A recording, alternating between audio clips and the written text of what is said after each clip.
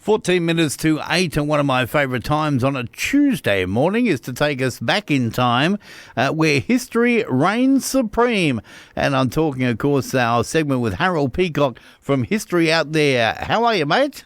I'm very well, Damo. Yeah, this is the third story about the same subject, but I think I might have to do a correction here. Oh, okay. So you were a bit quick to judge about this 1917 suspicious death in Gundawindi.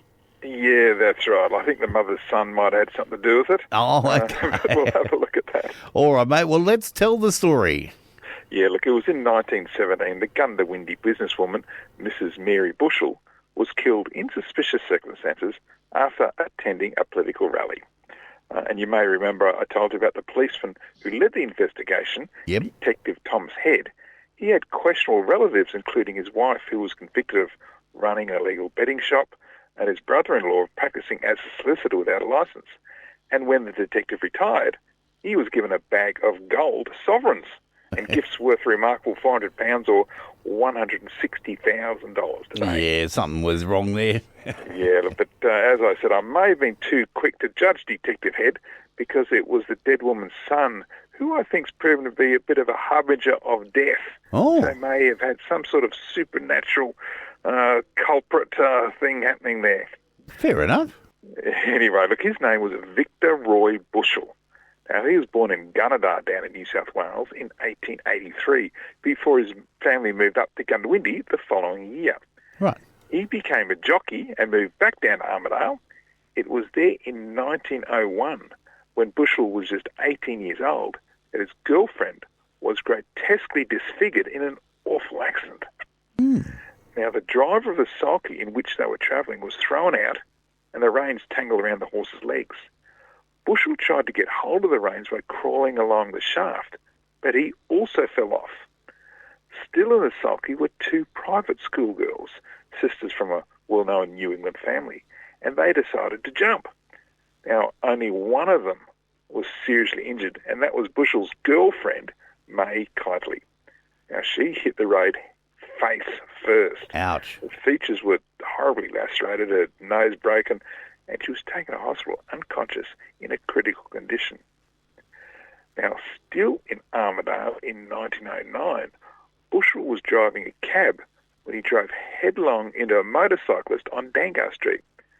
Now, the impact with Bushell's cab was so loud that a crowd of people was immediately drawn from up and down the street, and the rider of the motorbike suffered terrible wounds to his head and was killed. Oh. And it was just weeks before he was due to marry a local girl. Oh, dear.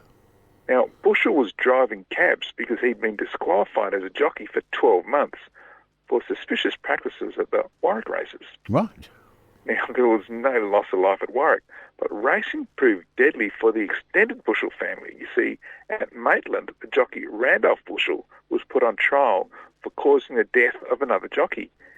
And at Rockhampton, the jockey Wallace Bushell was killed when his face was horribly crushed by a horse's hoof. That's a dangerous game. Anyway, immediately after his disqualification and the disfiguring accident to his now former girlfriend, Victor Bushell went home to Gundawindi, where he took up training horses. Now, he brought with him the spectre of death because in 1917, that's when he found his mother seemingly bashed to death in a Gundawindi bedroom. And then in 1919, his first wife, and no, she wasn't the main sulky victim, fell victim to the influenza epidemic, which was raging following the First World War. The death saga continued when his brother Walter and nephew Tim were buried in Gundawindi on the same day. Wow. And you won't believe it, his sister Neva even married a man by the name of Charles Death. Oh. And he shocked the family when he died suddenly at the dinner table. Oh. So I think I may have been too quick to cast suspicion on the detective who investigated the death of Bushell's mother, because it may well have been some sort of supernatural influence or curse by Bushell himself that killed her. I think there was something wrong with all of them. Yeah, look, Damo, look, after all, look at all of them. That's right. But Bushell's, his girlfriend was horribly disfigured. He killed a young man engaged to be married, Jockeys were dying all around him. He found his mother dead on a bedroom floor, and his sister married Mr. Death himself. So you can't deny that strange things happened in Gundawindi back then. Well, it was a bit of a rough time in the Western Downs, wasn't it? That's right. You wouldn't want to marry into the Bushell family. There's something going to happen to you. Exactly. You go, what's your name, Bush? Oh, no, sorry. No, I'm out of here. Now, mate, you'll be posting this story up? Absolutely. This will go online on Friday morning on my website, historyouthere.com. All right. And what are we up to now? How many stories? This is the 100th story.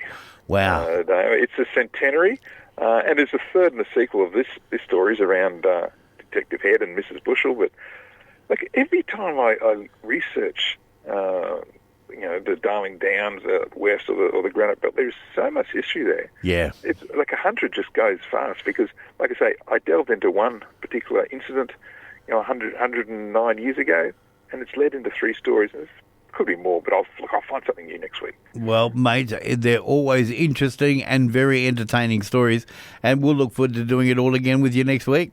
See you then.